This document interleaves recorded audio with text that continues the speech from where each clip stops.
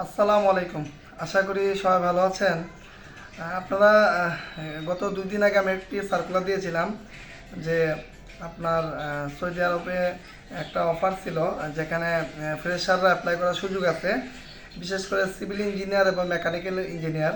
তো আপনারা অনেকে ইনবক্স করতেছেন, কমেন্ট করতেছেন যে ভাই সার্কুলারটা কখন আসবে। দেখেন, আসলে যখন একটা সার্কুলার আমার কাছে আসে, তো আমি কিন্তু আপনাদেরকে নোটিশ দিই যে অমুক একটা সার্কুলার আসতে পারে।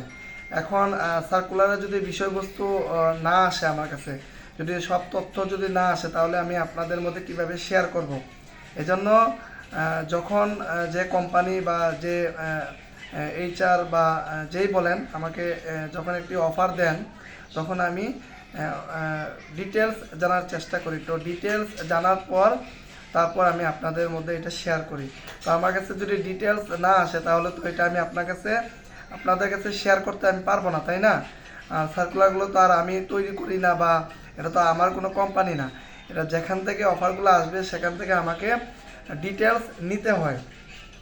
তো মোটামুটি এইখানে এর আগে আমরা সিভিলে কিছু সিভি নিয়েছিলাম। তো ওইখানে অনেকের পাসপোর্ট ছিল না, যার কারণে ওই সিভিগুলো আমরা পাঠাইতে পারি নাই।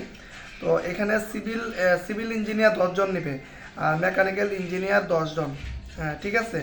তো এখানে বিষয়বস্তু হচ্ছে, যেহেতু এটা কোম্পানি, সরাসরি কোম্পানি থেকে সার্কুলার, এইখানে ভাই মনে করেন ওনারা কোনো এক্সপিরিয়েন্স চাইনি, ঠিক আছে। প্রথম 3 মাস আপনাকে ট্রেনিং হিসাবে থাকবেন, 3 মাস পর হয়তো কি আপনাকে হয়তো পার্মানেন্ট করতে পারে। আর এখানে যে বিষয়গুলা, এখানে যারা সিভিলে আছে, নতুন একটা কনস্ট্রাকশন ফ্যাক্টরি হচ্ছে আর কি, যেখানে মেকানিক্যালের অনেক কাজ আছে, ঠিক আছে। পাইপিং, ওয়েল্ডিং, তারপর বিভিন্ন ট্যাঙ্ক রিলেটেড অনেক কিছু বিষয় আছে। এই জন্য সিভিল এবং মেকানিক্যাল দুইটাই ওনারা চাইছে আর কি। তো এখানে অনেকেই অ্যাপ্লাই করতেছে, ঠিক আছে। সার্কুলারটি হয়তো অনেকে পাইছে বা অনেকে টোটাল পায়নি। তো এই সার্কুলারে যারা ফ্রেশার আছেন, যারা সিভিল ইঞ্জিনিয়ার এবং মেকানিক্যাল যারা ফ্রেশার আছেন, আপনারা চাইলে এখানে অ্যাপ্লাই করার সুযোগ আছে। তো এখানে টোটাল 15 জন নিবে মেকানিক্যাল, আর 12 থেকে 13 জন নিবে আপনার মেকানিক্যাল, ঠিক আছে। এখানে ওনারা চাইছে বিএসসি। তো এখানে চাইলে ডিপ্লোমা যারা আছেন, আপনারাও অ্যাপ্লাই করার সুযোগ আছে। আপনারা যারা ডিপ্লোমা বা বিএসসি, এখানে ওনারা বেশিরভাগ বিএসসিদেরকে বেশি প্রাধান্য দেন আর কি। তো যারা ডিপ্লোমা আছেন, ডিপ্লোমা যারা আছে তারা অ্যাপ্লাই করার সুযোগ আছে, আর বিএসসি যারা আছেন আপনারা মিস করবেন না। তো এইটার প্রসেসটা হচ্ছে, আপনাকে ভালো একটি প্রফেশনাল একটি সিভি তৈরি করতে হবে, বা আমাকে সিভি দিতে হবে। তারপর হচ্ছে আপনার পাসপোর্টের স্ক্যানিং লাগবে, ঠিক আছে।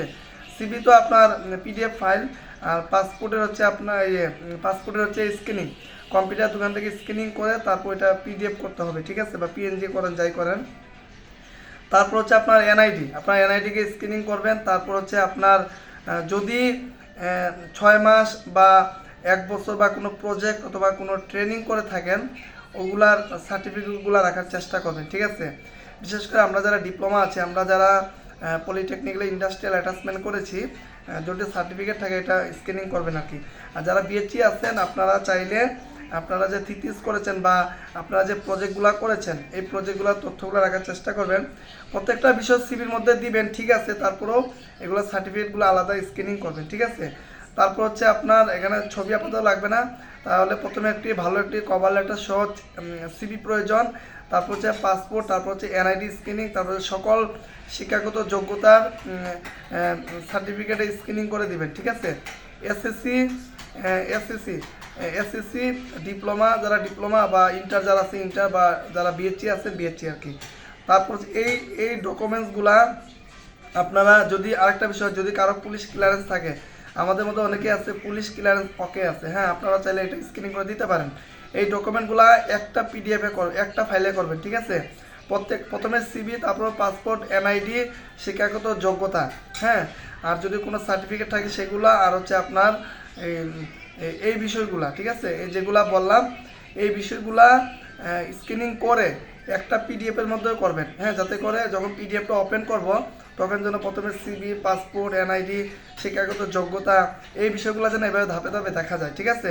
তো আপনারা এইভাবে ফাইল রেডি করবেন, করে নিয়ম অনুযায়ী আমাদের যে হোয়াটসঅ্যাপে আপনারা দিবেন, আমাদের এই ভিডিও ফার্স্ট কমেন্টে আমরা কিভাবে আমাদের কাছে সিভি দিবেন আমরা নিয়মটা দিয়ে দিব। তো যারা সঠিক নিয়মে আমি যেভাবে বলছি, অনেকে কি করে ছবি তুলে দিয়ে এভাবে হবে না, অনেকে কি করে প্রথমে সিবি দেন পাসপোর্ট, এভাবে না, একটা ফাইলের ভিতরে সিরিয়াল অনুযায়ী আমাকে দিতে হবে, ঠিক আছে? এর আগে যারা সিঙ্গাপুরে সিবি দিয়েছেন বা সৌদি আরবের জন্য যারা সিবি দিয়েছেন ওনারা কিন্তু এভাবে দিচ্ছেন। তো আপনারা এটা একটা ফাইলের মধ্যে দেওয়ার চেষ্টা করবেন, ঠিক আছে? যেগুলো বলছে এগুলো, অতিরিক্ত কোনো কিছু দিবেন না। আর কোনো কিছু যদি কোনো প্রশ্ন থাকে অবশ্যই কমেন্টে জানাবেন, উত্তর দেওয়ার চেষ্টা করব, ঠিক আছে? তো এই হচ্ছে টোটাল বিষয়। আর এখানে ইন্টারভিউ প্রসেসটা হচ্ছে এই ফাইলগুলো যখন আমরা সাবমিট করব, করার পর এইচআরে যখন এগুলো যাবে ওনারা এগুলো যাচাই বাছাই করবে। তো যাদের সব কাগজ ডকুমেন্টগুলো ঠিক থাকবে ওদেরকে ওনারা ইমেলে অথবা হোয়াটসঅ্যাপের মাধ্যমে ওনারা যোগাযোগ করবেন, ঠিক আছে? তো যোগাযোগ করার পর তখন হয়তো ইন্টারভিউ শিডিউল, এখানে কোনো লিখিত এগুলো কিছু হবে না, শুধু সরাসরি ভাইবা হবে, ইংলিশে ভাইবা হবে, ঠিক আছে? কয়েক ধাপে ভাইবা হবে, হওয়ার পরে পরে ফাইনালি সব ইমেলের মাধ্যমে কমিউনিকেশন হবে আর কি, ঠিক আছে? তো এই হচ্ছে বিষয়। তো যারা আগ্রহী আছেন